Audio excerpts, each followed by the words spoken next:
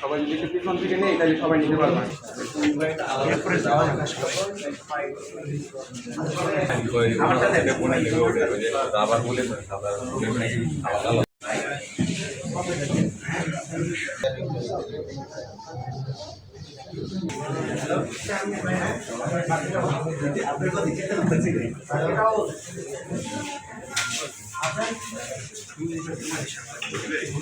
হ্যাঁ, সবাইকে thank you so much. এখন আমাদের বাদ বাকি হ্যান্ডিক্রাফট হবে, একটু আমাদের সময় দিতে হবে।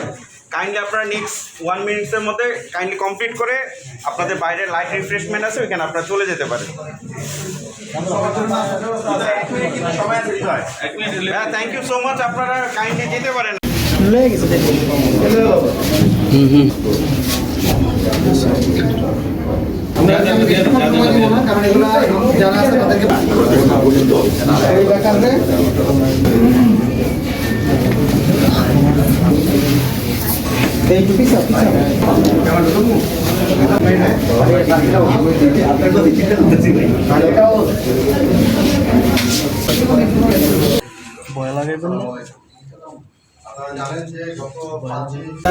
এখানে আমরা যে অস্ত্রগুলো পেয়েছি বেসিক্যালি বিভিন্ন রকমের অস্ত্র আছে।